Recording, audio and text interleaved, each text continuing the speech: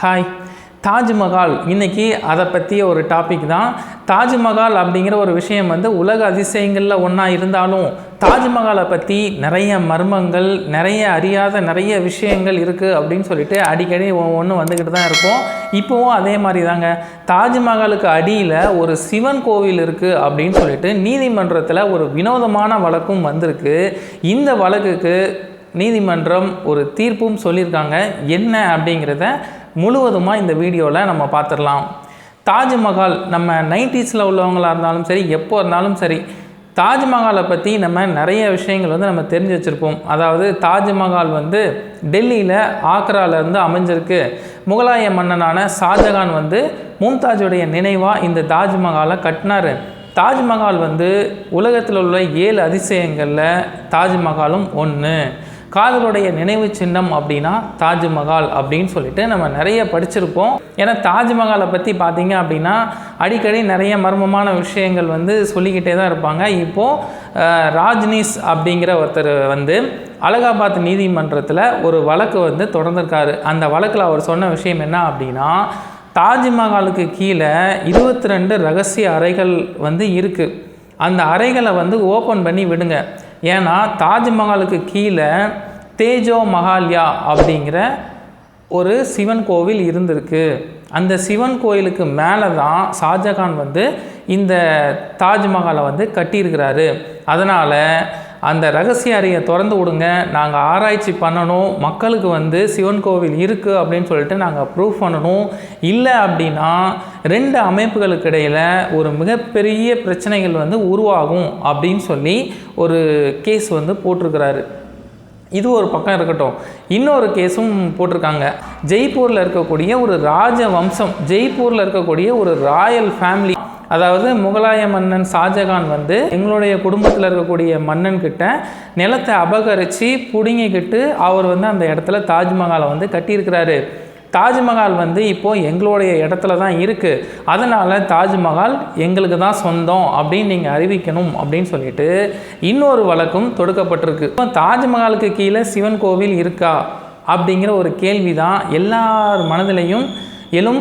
இந்த ஒரு கேஸை இவர் ஏன் போட்டார், இதுக்கு என்ன காரணம் அப்படின்னு சொல்லி ஒன்று இருக்கும் இல்லையா, அந்த வரலாறை நம்ம பார்த்துருவோம். P.N. ஓக் அப்படிங்கிற ஒரு வரலாற்று ஆசிரியர், அவர் சில புக்ஸ்லாம் எழுதுவார். அந்த புக்ஸில் தான் இந்த மாதிரி விஷயங்கள்லாம் சொல்லியிருக்கிறாரு.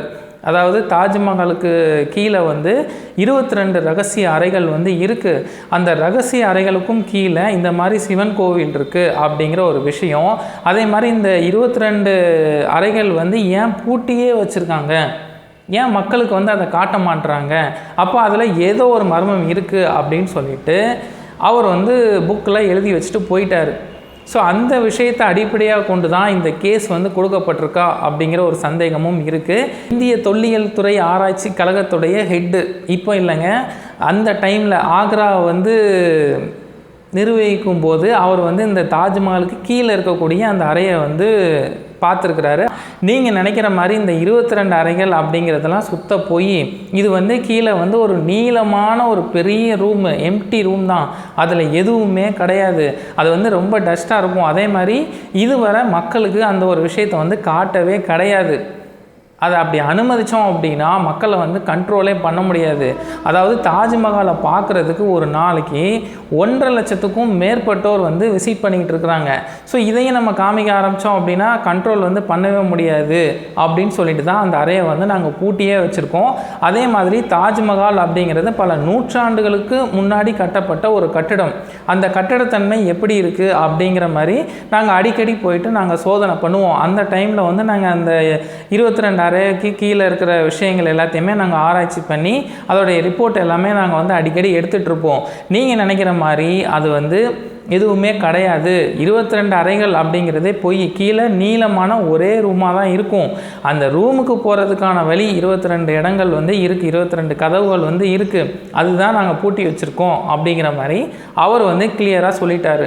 இப்போது நீதிமன்றமும் இதே ஜட்ஜ்மெண்ட் தான் கொடுத்துருக்காங்க. வரலாற்று ஆராய்ச்சியாளர்கள் என்ன சொல்கிறாங்களோ அதுதான் உண்மை, அதுதான் நிஜம்.